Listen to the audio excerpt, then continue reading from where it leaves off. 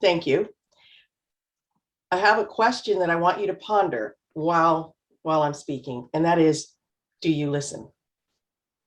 We have, and I've spoken about this in the past, we have 3 superpowers that lie innately within us. And I'm going to kind of gloss over 1 and 2 because I really want to focus on 3. The first one is breathing. We all breathe because we want to live. Breathing equals living. However, we learned to breathe the moment we came out of our mothers. We were babies. We learned to breathe up here in our chest. That's breathing to live. Now, I prefer to live to breathe and have more beauty and depth in my life. So I've learned to breathe deeply all the way down to my belly to get the full breath. That gives you more oxygen into your brain.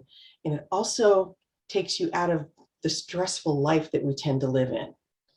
As I listen to various people that are on this call or Zoom or whatever we call it, we also can breathe all the way down to our toes. And that's a good visualization because that gets even more oxygen in. And breathing becomes a muscle memory when you know if you need to calm down or you need to center to take that deep breath. I take 3 because that's what I've trained myself to do.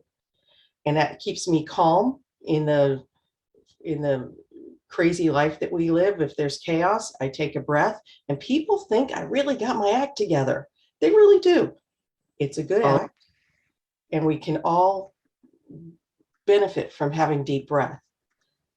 But you have to practice it so it becomes part of your muscle memory, like riding a bike or driving a car.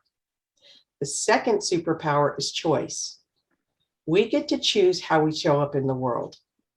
I like to say between the stimulus and the response, there's a nanosecond that we get to choose. And in reality, we get to choose heaven or hell. Heaven meaning peace, progress, forward motion. Hell meaning chaos, noise, cacophony. We get to choose.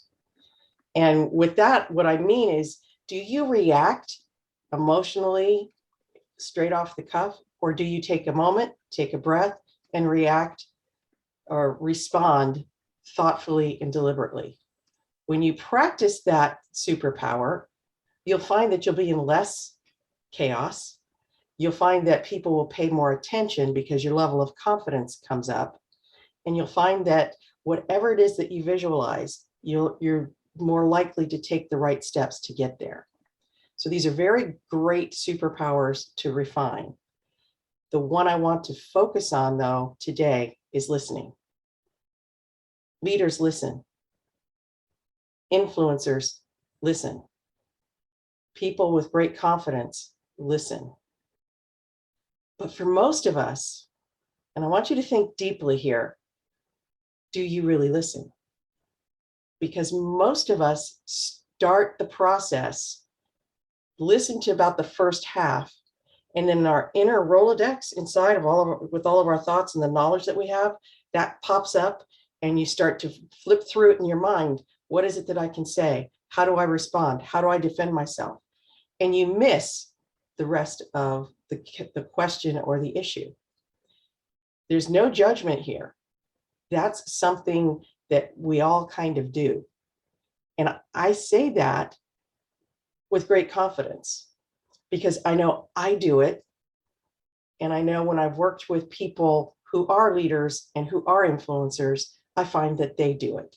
In fact, I find I have to say sometimes, hold on, before you respond, let me finish what I'm saying. But it doesn't have to be that way. Great leaders listen to the people that they're working with. Great influencers listen to the masses that they try to influence to get feedback. Listening is a great power. And again, it's one that we have to work on to be more logical and responsive and to make it muscle memory. So you've probably heard this before, but I like to use Family Feud as an example. Steve Harvey's coming up and he says, according to 100 people, the best room in the house and bam, you hit the buzzer and you got to answer. But now you have a 99.99% chance that you're going to be wrong because you don't know what his question is. So you might answer the kitchen thinking he's going to say to cook. But what he's probably going to say is something more like to take a nap. You just don't know. And that's what happens in our conversations. We hear half, we respond or react, and then it takes it off into a tangent. So I want to talk about a couple of things that we can do to improve listening. And one is to be cognizant that you need to listen. And to do that, an exercise that you can do is start responding by summarizing what was said. That way you can validate that you've heard, and you can validate that you actually heard the whole thing. So you might say, as I understand what you're speaking about, you're saying XYZ. That's also a way to bridge from what they're talking about to what you want to talk about, but that's another talk that we can have.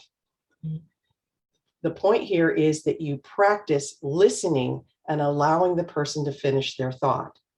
It's a great leap for respect, and it's a great leap for your leadership when you actually pull in all the data from that person by truly listening.